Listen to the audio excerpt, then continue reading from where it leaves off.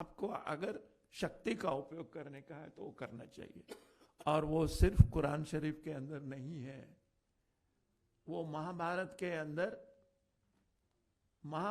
के अंदर जो गीता का जो भाग है उसके अंदर भी श्री कृष्ण की अर्जुन को भी जिहाद की बात ही कहते हैं।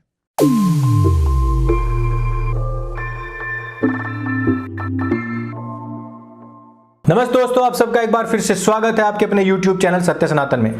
कांग्रेस की हुकूमत थी, आतंकवादी बम हमले हो रहे थे। जिस प्रकार से पबजी में बंदूक तान करके लोगों को मारा जाता है, ठीक उसी प्रकार से हिंदुओं को मारा जा रहा था, उनकी दनादन हत्याएं हो रही थी। लेकिन हमारा जो होम मिनिस्टर था वो उस समय पर लगातार सूट बदल रहा था। जो सूट बूट की सरकार कह करके तत्कालीन हुकूमत को, सरकार को गालियां देते हैं, उनको अपने गिरेवान में, अपने कोर्ट के गिरेवान में भी झांक लेना चाहिए। वो होम मिनिस्टर था शिवराज पाटिल। शिवराज पाटिल अपनी एक मोमीना कांग्रेस की कार्यकर्ता के द्वारा लिखी गई पुस्तक का विमोचन करने के लिए पहुंचते हैं और पाटिल वहां पर कहते हैं कि जिस प्रकार से कुरान के अंदर जिहाद के बारे में कहा गया है, आदेश दिया गया है, ठीक उसी प्रकार से श्रीमद् भगवद गीता जी में भी कहा गया है कि जिहाद करो।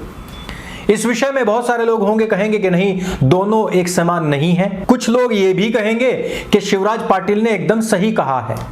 मैं आपसे बार बार यही कहता हूं कि केवल नामधारी हिंदू न बनिए, विचारधारी, प्रज्ञावान, विवेक बुद्धि से युक्त हिंदू और सनातनी बनिए, क्योंकि कुरान और गीता की तुलना हो ही नहीं सकती है।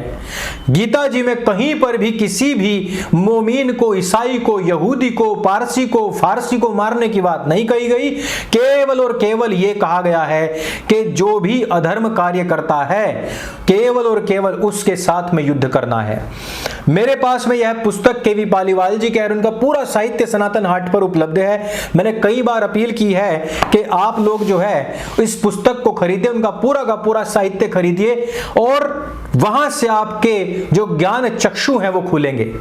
पी.एन. ओक साहब का पूरा साहित्य पढ़ डालिए ताकि आपको कोई भी वैचारिक खतना ना करने पाए, चाहे वो जन्म से मौलाना हो और चाहे फिर नामधारी हिंदू और वैचारिक मौलाना या जिहादी या फिदाइन हमलावर हो।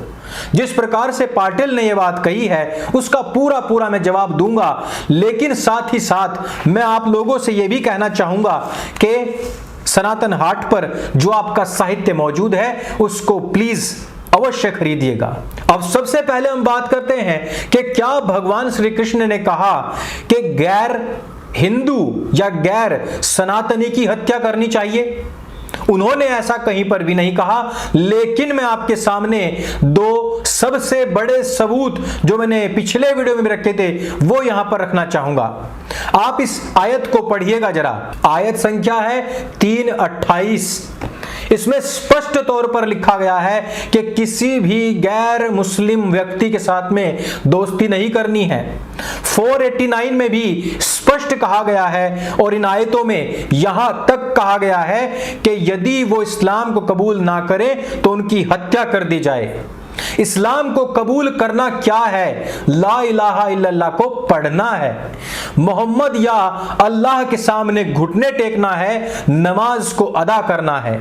जबकि भगवान श्री कृष्ण कहते हैं कि सत्य के मार्ग पर चलो, यदि वो लोग अधर्म कर रहे हैं तो आप उनके साथ में युद्ध करो। उन्होंने युद्ध की चुनौती दी है तो युद्ध का ही पालन करना होगा। जबकि इस्लाम ने अपने इतिहास में कभी भी चुनौतियों को स्वीकार नहीं किया, बल्कि उनका इतिहास ये बात बताता है कि उन्होंने छद्म से, पीठ पीछे से वार किया है। अर्थात उन्होंने जो भारतीय परंपरा की युद्ध शैली थी या युद्ध के नियम थे उनके विपरीत जाकर के अचानक से, पीठ पीछे से, सोते हुए लोगों पर और छद्म रूप से उनकी हत्या करने का जो नियम था वो बनाया था।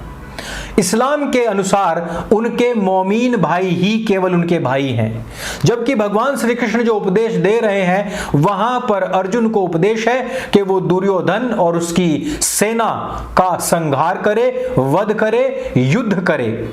यहां पर जो दुर्योधन है या दुशासन है, जो उनकी सेना है, वो भी इसी धर्म को मानने वाले हैं और इस तरफ पांचों पांडव भी इसी धर्म को मानने वाले हैं। अब अगर किसी को भी मेरी बात पर यकीन ना हो तो मैं कुरान की कुछ आयतें बता रहा हूं, हमारे जो मुस्लिम भाई बहन हैं वो भी इन आयतों को पढ़ सकते हैं।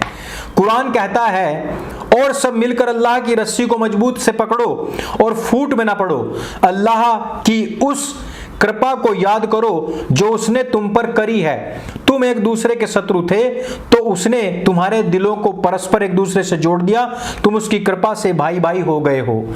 अर्थात जो लोग कन्वर्ट होकर के मुसलमान बने, ये उनके लिए उपदेश था कि पहले थे दुश्मन लेकिन अब तुम भाई भाई हो गए हो, क्योंकि तुम मोमिन हो, तुम्हारी किताब एक, तुम्हारा नबी एक और तुम्हारा अल्लाह एक, तुम्हारी मान्यताएं एक। लेकिन महाभारत में श्री कृष्ण जी जो कह रहे हैं वहां पर भाई होने, एक धर्म के पालन करने, एक खून होने की बात नहीं कही गई।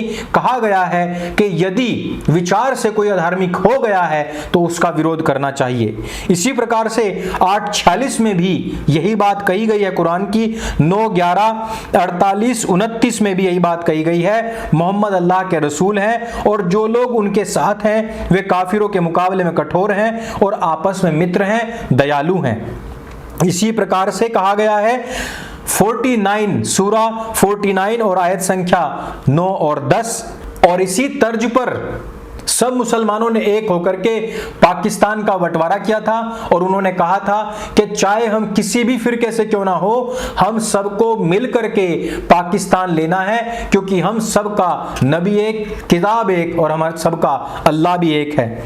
गैर मुसलमानों को कभी भी मित्र नहीं बनाना चाहिए, चाहे वो कितना भी अच्छा क्यों ना हो, चाहे वो कितना भी धार्मिक क्यों ना हो, चाहे वो ईश्वर में कितना भी विश्वास क्यों ना करता हो, चाहे वो कितना भी सत्य का पालन करने वाला व्यक्ति क्यों ना हो, उसके साथ में मित्रता कुफ्र है, पूरी तरीके से गैर इस्लामिक कृत्य है और उस व्यक्ति का भी कत्ल हो जाना चाहिए। इस प्रकार का आदेश यह पुस्तक करती है और इस प्रकार की बहुत सारी आयतें मैं आप लोगों को पहले बता चुका हूं, जिसमें कि 3:38, 489, उसके बाद में 3:28, 3:73, 3:118, 4:101, 4:139, 4:144, 5:51, 5:57, 5:80, 60:1, 60:9, 60:13, ये सभी आयतें ऐसी हैं जिसमें कि गैर इस्लामिक लोगों को अपना मित्र ना बनाने का आदेश दिया है।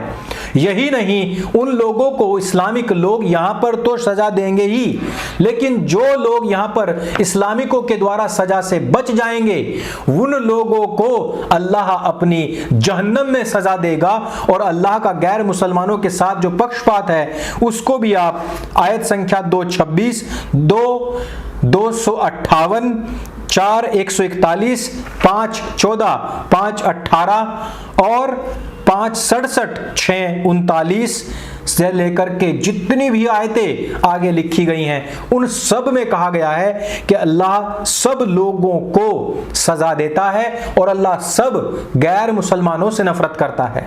अर्थात अगर यहां पर गीता जी की तुलना कुरान से की जाएगी तो ऐसे लोगों के मुंह पर तमाचा ही लग सकता है, अन्यथा और कुछ नहीं, क्योंकि गीता जी कहीं पर भी धार्मिक, मजहबी या पंथ से प्रेरित होकर के गैर धार्मिक, गैर मजहबी और गैर पंथीय लोगों का बहिष्कार करने, हत्या करने, युद्ध करने, छल से मारने का कार्य नहीं बताता है। वो केवल और केवल एक ही बात कहता है कि जो भी अधर्म का कार्य करता है, चाहे वो भले ही दूसरी विचारधारा का हो लेकिन अधार्मिक ना हो, असत्य का पालन करने वाला ना हो, वो व्यक्ति जो हिंसा करने वाला ना हो, दूसरे की चोरी करने वाला ना हो। और ये सारे के सारे नियम कहां आते हैं? ये धर्म में आते हैं दोस्तों। जितने भी मत, पंथ और संप्रदाय बने हुए हैं उनकी खुद की कुछ मान्यताएं हैं। धर्म का आधार क्या है? सत्य, अहिंसा, प्रेम, शौच, संतोष, निग्रह, ब्रह्मचर्य, ये सारे के सारे धृति, विद्या, बुद्धि, यहां पर धर्म की वो परिभाषा है, अभ्युदय और निश्रेष की प्राप्ति धर्म की परिभाषा है। और जिसको इस्लाम तथा कथित धर्म कहा जाता है उसकी परिभाषा क्या है? जो व्यक्ति नमाज अदा करेगा, अजान को सुन करके उसका पालन करेगा, जो व्यक्ति कुरान को पढ़ेगा, अल्लाह और नबी मोहम्मद को मानेगा, जो हज करेगा, 5 स्तंभों का पालन करेगा, वही मुसलमान है। क्या इनका सत्य से, अहिंसा से या फिर प्रेम से कोई लेना देना है, वास्ता मतलब है? नहीं है। इस कारण से कुरान और गीता की तुलना बिल्कुल भी नहीं होनी चाहिए, यह होने के योग्य ही नहीं है। अंत में मैं बस इतना ही कहना चाहता हूं कि जिस प्रकार से क से कांग्रेस का खात्मा हो चुका है, 400 साढ़े 400 से 44 पर आकर के टिकी है, उसी प्रकार से क से कुरान में भी एक दिन लोगों को क्या सच्चाई है और क्या झूठ है पता लगेगा। अधर्म के ऊपर धर्म की पताका जरूर फहरेगी।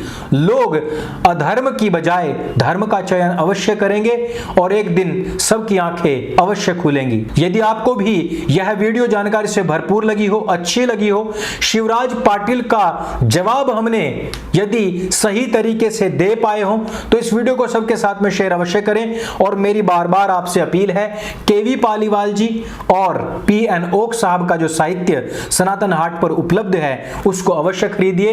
केवल नाम के हिंदू न बनिए, नाम का हिंदू तो राहुल गाजी और सोनिया गाजी भी हैं। काम के हिंदू बनिए, अपनी पहचान को, अपने सनातनी वैभव को वापस प्राप्त करने के लिए ज्ञान के हिंदू बनिए, ज्ञान के सनातनी बनिए। मेरे संग बोलिए सत्य सनातन वैदिक धर्म की जय। जय हिंद, वंदे मातरम।